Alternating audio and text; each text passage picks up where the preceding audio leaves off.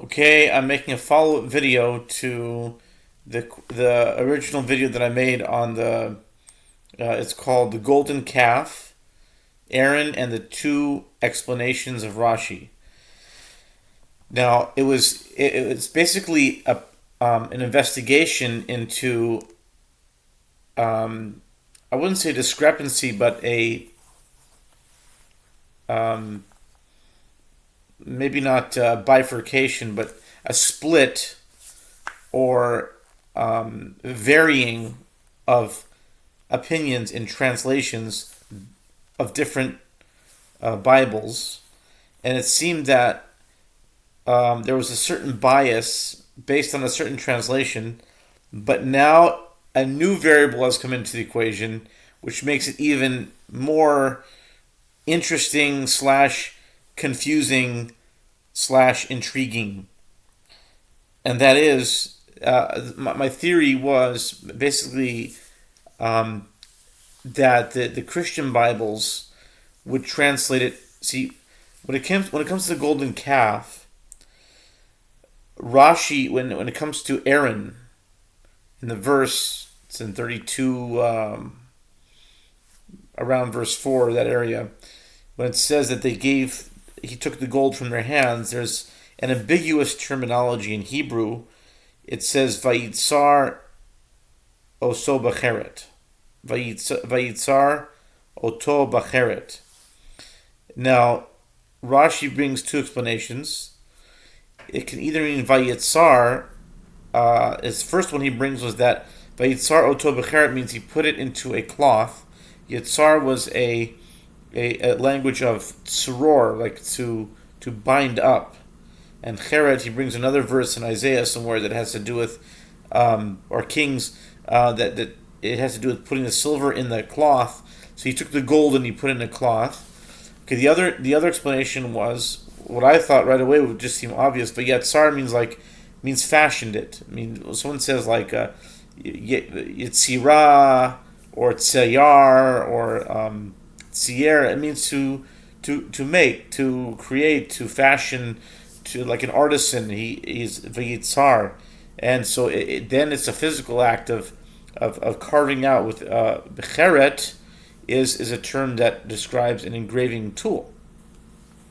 So my theory was that the English or non-Jewish Bibles pick the second explanation, which means engraving with a tool, and the Jewish Bibles, that is the Orthodox rabbinical Bibles, like Art Scroll or Chabad, the Gutnick version.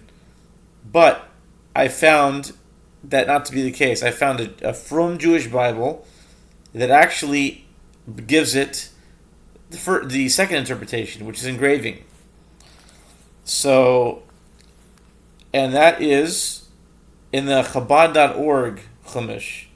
That's the online. If you go to Chabad.org and you look at the Bible. Now, after I make this video, I don't know how many views this will get, but for proof, I took pictures of it, because if they take it down and they change the translation after someone sees this video, and they might change it to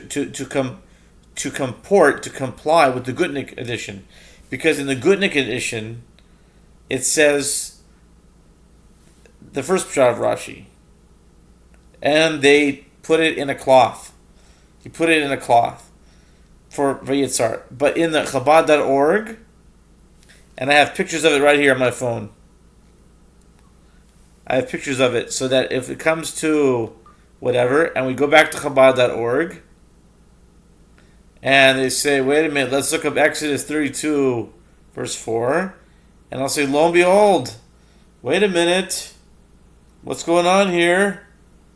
It says, nope, they changed it. No, they didn't change it. I took a picture of it on March 2nd, 2024, 23rd, Adar Aleph, 5784.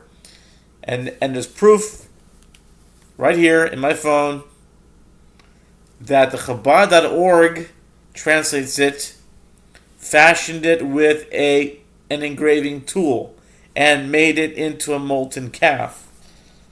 So Chabad here says one pshat. Chabad in the published books says the other pshat, the other explanation.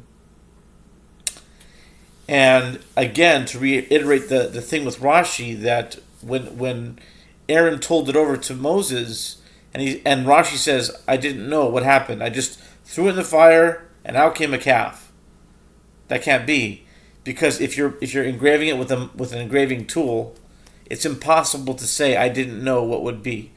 If you're engraving it tool, okay, this is really wild, but you want to say, no, that's impossible. If you're carving it out, then it's not coming out of the fire. That's a different question.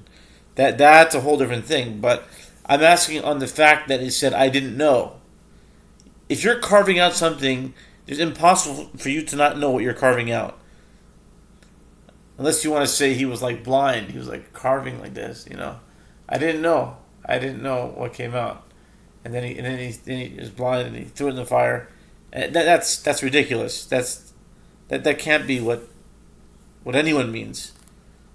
But that's the only way. I mean, technically, if you want to be technical about it, it's the only thing I can think of how you could say I didn't know while I was engraving. I didn't know what I was engraving.